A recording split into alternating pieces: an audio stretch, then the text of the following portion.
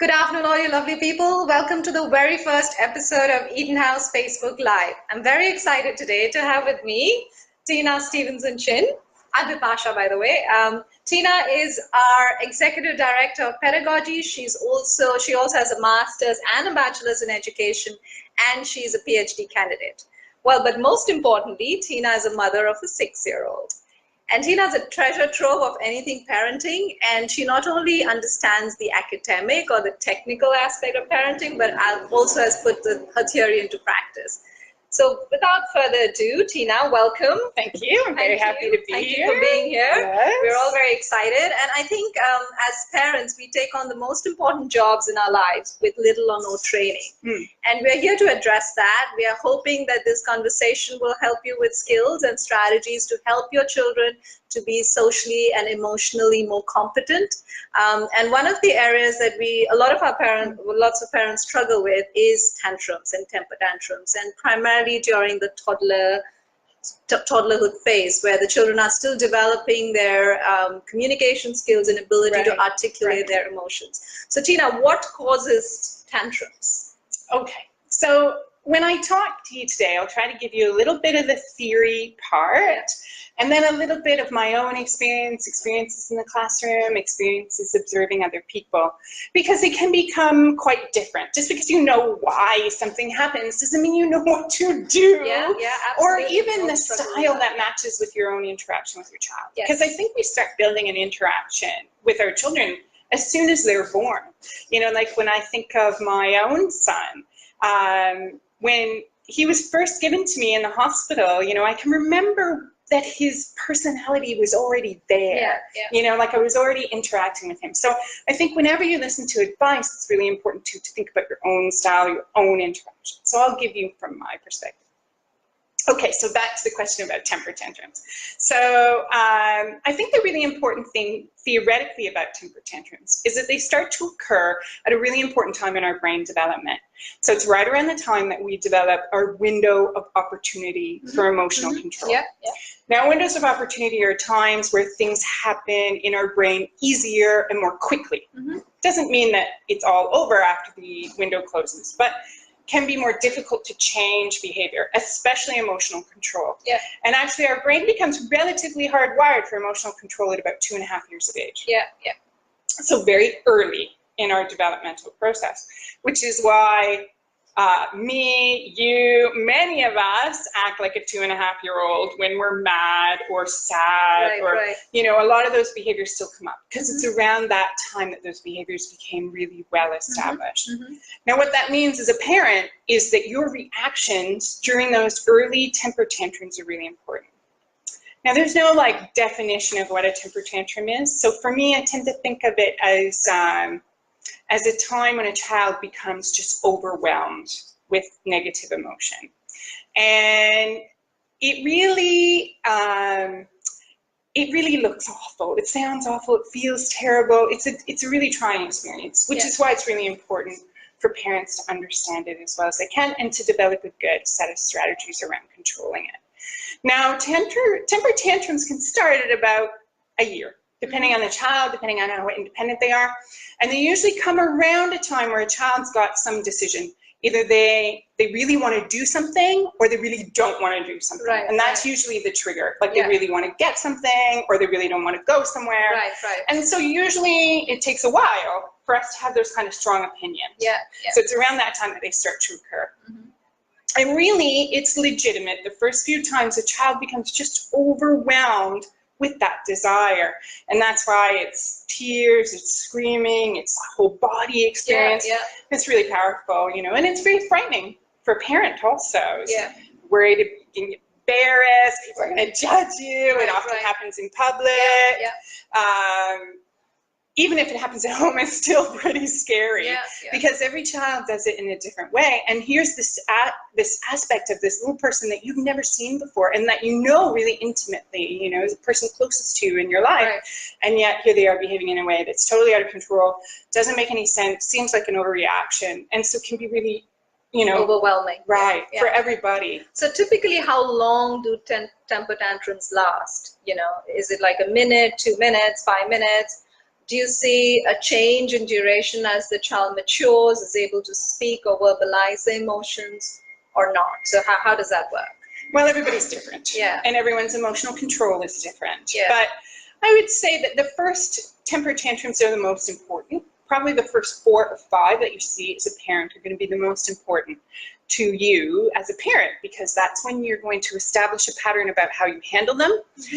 And that pattern is going to determine how often you see them in the future and how long they're going to last. Mm-hmm. So you can always change that pattern. That's possible, but it's a lot of work. Mm-hmm. So if we've got new parents who are watching, it's useful for those parents to sort of think psychologically about what's going to happen when this becomes an inevitability in their child, and every child does it. Mm-hmm. And then for those parents who already have a child who's in a habit of temper tantrums, to think about how they can get that habit under control, mm-hmm. which I'm sure they thought of a lot. Yeah. So in terms of duration, I couldn't say. There's no fixed duration. A child in a habit of temper tantrums, say a 4-year-old who still has them on a regular basis, or a 3-year-old, that child's in a habit of having them, and they can have them for a long time. So it's perfectly normal for children to show different sorts of behavior, different children. Yeah. Absolutely. So what is it? I know we want to do the right thing. You talked about that window of opportunity. We want to do what's right. We want to help our children regulate their emotions. But what is it? Tell us a couple of 101s that a parent should do when they see a child having this massive fit. Well, first of all, handling a temper tantrum at home and handling one in public are 2 really different experiences, right? So I would say first you want to avoid the public one as much as you can. Of course. And to do that, one of the things I think is really concrete is avoid pushing a child's limits when they're tired, they're hungry, they're bored, or they're frustrated. Those 4 things are deadly. They're deadly for emotional control for all of us. When you're little, you know, and you're being dragged around, and this is the 3rd shop you're going to, and mom is busy and distracted, and there's and you're hungry, you didn't eat enough, and you're tired, so you didn't have your nap, and you've got this sort of joining of different effects, that is the recipe for a temper tantrum. So first of all, as a parent, you want to think about that. You want to plan well, you want to make sure you have snacks, you want to make sure you're not going too many places, trying to do too many things. You try and think like your child may be experiencing it. So that's step 1, and that helps a lot to avoid those in public temper tantrums.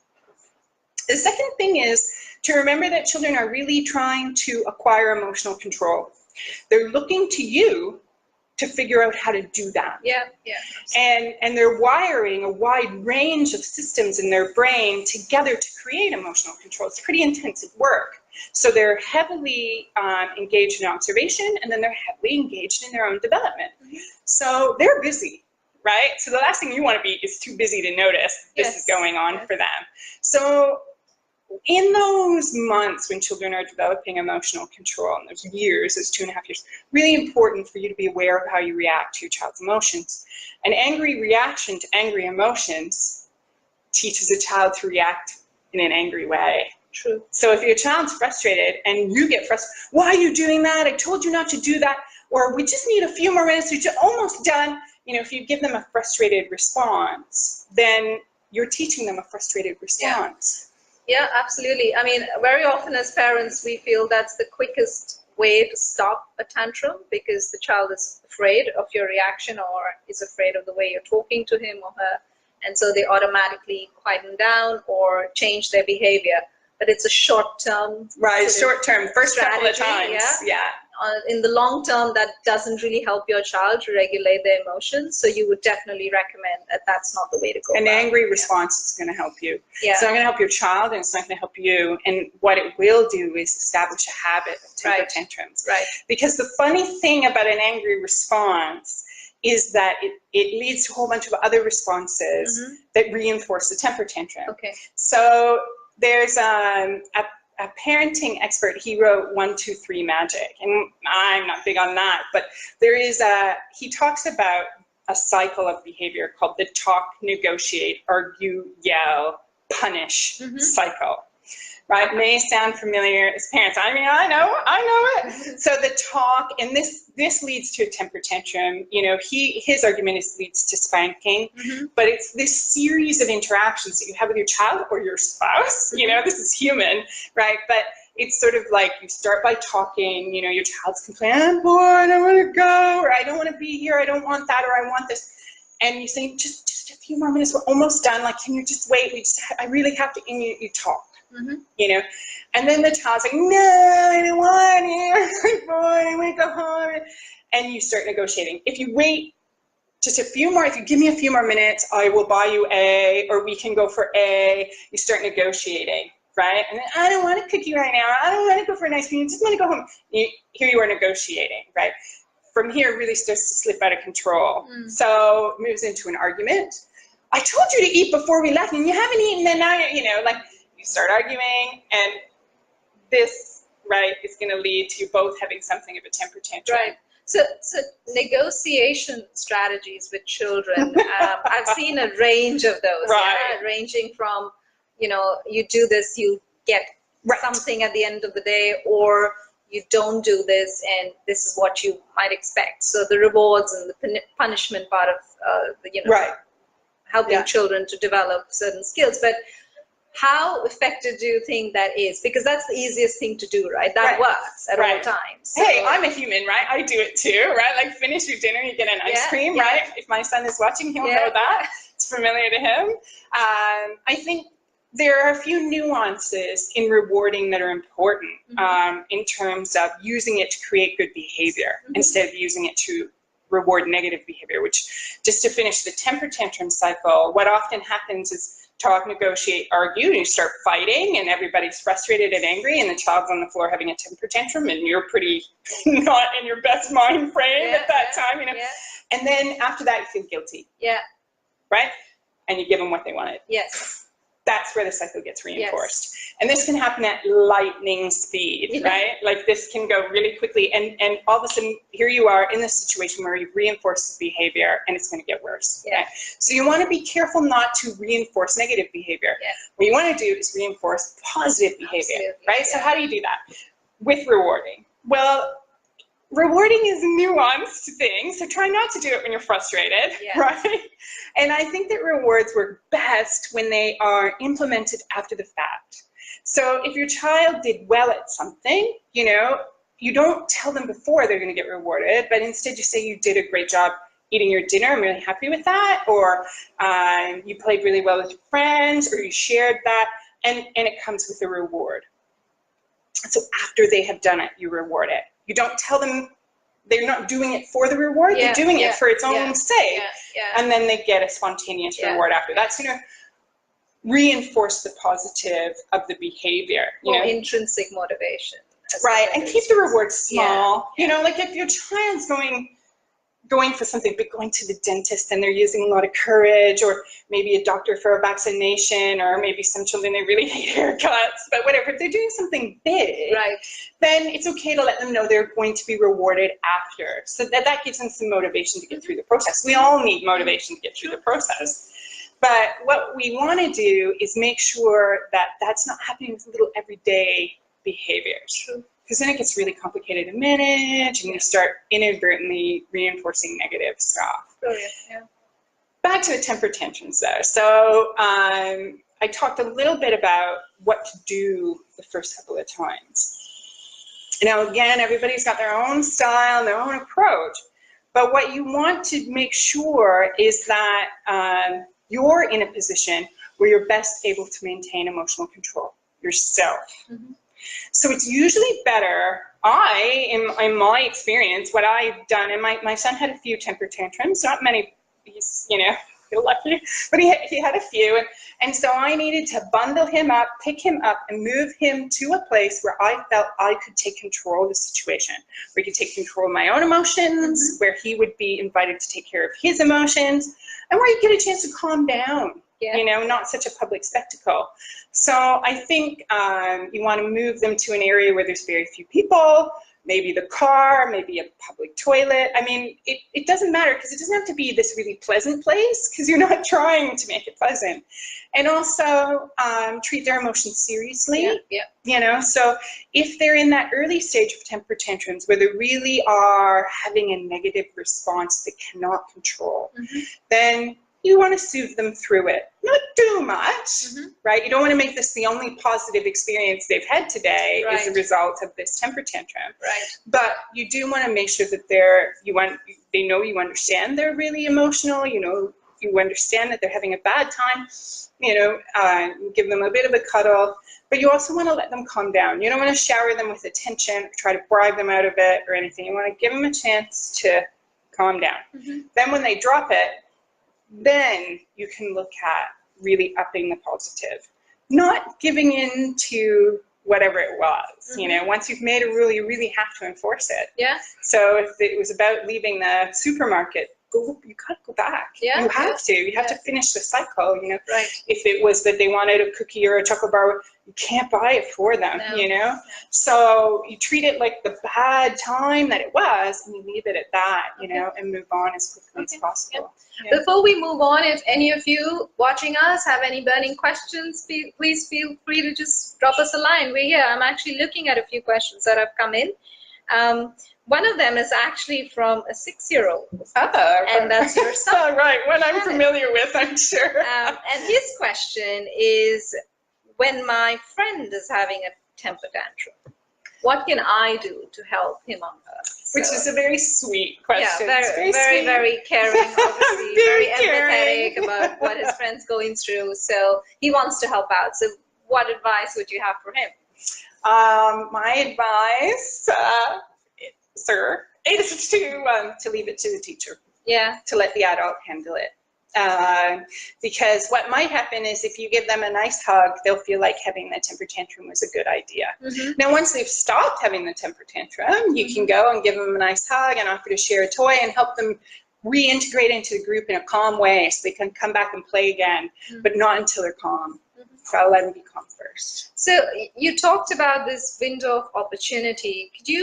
Could we take a step back and understand what's really happening from a child development point of view that makes it the window of opportunity, makes that period so important for us to be able to manage and equip our children with those skills? So what's happening in the child's brain, for example? Well, the brain builds up over time, right? Our abilities build up over time. And what an ability is in the brain is different parts of the brain networking together. So a really well-networked brain. And I wonder if emotional control isn't one of the more complicated aspects of networking a brain. But what you're looking at is linking emotion and experience. You know, and this is what becomes critical in relation to a parent. So if you're linking emotion and experience, then a child thinks, if I behave this way, then this is what happens, right? There's a cause and effect relationship that's getting wired into the brain. And there's all kinds of centers in the brain that are involved, right? Sight, sound, all your sensory centers, and then all of the different parts of the brain that regulate emotion, the amygdala, the insula, all the aspects of the brain that come together with our senses to create experience. And then those we learn, if I do this, this happens. So this is one of the reasons why we really want to reinforce positive behavior at that time through positive response to positive behavior, because your child, all children, all humans will learn that a positive thing gets a positive response, and a positive thing gets a positive response, but a negative thing gets a negative response. It's quite logical, right? So you want to keep those sorts of experiences flowing so that they make sense. There's good logical connection going on. Negative behavior that gets a positive response, really problematic in terms of that wiring that's going on at that time. And that means that you're gonna have to go back and rewire. You know, you're not helping your child or any child by reinforcing a negative behavior, because they're probably gonna be challenged enough at some point in their adult life by their spouse or their colleagues, where they're gonna have to go back and look at that behavior and rewire it, which is much harder than establishing it the first time around. And I know it puts a lot of pressure on moms, in particular moms, and dads who do caregiving also, but it's one of our biggest responsibilities, I feel, as a parent, you know, that giving their child the best opportunities they can to make emotional control happen in a way that's logical and sustainable. coming to regulation of emotions, a lot of us have heard of mindfulness, for example, in children, Right. and how that helps adults. We know that. But what about young children, like toddlers? Do you think there is any, sort of benefit of associating or building in mindfulness practice from a very young age? And do you recommend a certain age for children to start that? Have you done it yourself, and do you feel that's useful? Well, first of all, I would say, of course, it's useful. And I am a meditator. I believe strongly in meditation practice and awareness practice. And I think I bring it as much as I can into my everyday parenting experiences, as does my partner. But I think in terms of teaching my son, for example, mindfulness practice, I really wonder how different my brain would work if I was encouraged to make connections, mindful type connections, when I was very young. And we do use that language with our son, about understanding why his behavior feels the way it does, what he can do to control it, how he's responsible for calming himself down, when to take a breath and pause for a moment, what to notice in the world. And he does say really beautiful things to me all the time about these wonderful things that he's noticed, or, the look of the moon, or the smell of a flower, or, how he feels about me or other people. And so I think he's gotten those messages quite easily, that to appreciate what he has, to feel grateful about his life, to appreciate that others come from different perspectives. All those things are deeply embedded in mindful approaches. And I do find it amazing how he's absorbed them. So I don't think there's any age limit. I don't think there's any time you need to begin, and you can learn at any time in your life, and you can learn to be more mindful, more conscious, more concerned about your approaches, and children can absorb it, from the environment very easily. Yeah, it's so important to be aware of your emotions, isn't it? And to be connected to that, especially with the zombie sort of environment that we are in, always on our phones at all times. People do not stop and really take in the environment or their emotions, and that's so critical. And we do encourage my son to pay attention to how he feels when he spends a lot of time on his device, how he sort of feels detached from the world, how nothing else feels satisfying, to get an idea that this leaves an imprint on you. And what's that imprint like? We have a very interesting question that's come in. How can I tell the difference between a child having a temper tantrum versus a child having a sensory meltdown? Well, that's a good question. I would say in approach, they're not that different. So a child who is having a temper tantrum needs a calm, soothing, quiet environment to get control again. And so does a child who's experiencing sensory overload.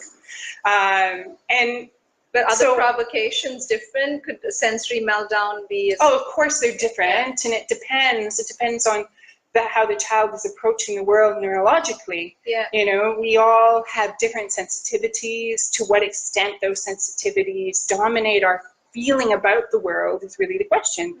So some of us are super sensitive to sound and light, in particular sound, right? Really grates on our ability to function. So it's good to get an idea of what makes your child more sensitive, and those things are going, a movie theater is going to be a place where they're going to experience sensory overload, so what's the right age to start watching movies with your children? I went through that when I was, a mom of a very young child, and I would see parents taking their children in at a very, very young age, and there's no right or answer to that, right? But what do you recommend is right moment or right sort of, are they physiologically ready to experience that sensory overload in a movie theater, for example? And when do you think that's appropriate? Right. I think that you need to be careful about things like violence in particular, right? To me, those raise really big flags. But in terms of a sensory overload, well, you're going to know. So as long as you bring your child in, and your child is saying, oh, this is scary, or oh, this is too much, then you'll know and go. Then you're not quite ready yet, whereas if they're into it the whole time, then I mean, my son is 6, right? And he's just started sitting through a movie. Okay. Yeah. Right. I've already been given the that we're running out of time. So any last thoughts, Tina? Any last words that you have to share for our parents? I'm sure we'll have you again over, because this has been really great, the sharing, but Nice. anything about, what would you say to parents, to new parents, for example, or parents who are with very young children? I would say, I know the irony is I've been sitting here giving advice, right? But I think you want to develop your own style. You need to be in that relationship you have with your child. Don't try to impose anyone else's relationship or anyone else's ideas on your relationship to them. They are really individuals. They express themselves in 100 beautiful ways. Get to know them. Be with them, share their experiences, and then you will know how to better react. I'm talking from my own experience, but I think one of the things that I learned was that I could take little bits, and I came in with a fair amount of knowledge, an intimidating amount of knowledge by the time I had my son, and that can be overwhelming, so concerned about making mistakes. But what I learned is I had to be in that moment with him. Not worried, not flipping through the book, not worried about what this person's going to say or who's going to judge me, but committed to that. And there's always another chance. Yeah. There's always a chance to go back and try it in a different way and admit that you're wrong. That we tried that before and that didn't work. So I want to try it this way. And talking to your child in a really honest way about your own limits and the things that are important to you, and respecting them and their voice and who they are, and being that with them, being that person with them. Thank you. That was brilliant. My Thank pleasure. you very much. My pleasure. We have a few more questions that have come in, but unfortunately we've run out of time. So what we will do is we will respond to you individually, and we also will take into account all of your other questions, where we can decide what the next topic for our Facebook Live event will be. So before we sign off, we do have a ebook, which is Parenting 101, where we do talk about temper tantrums and misbehavior and lying and bullying, a whole lot of other areas that concerns parents. So do download that. You'll find it on the EtonHouse blog.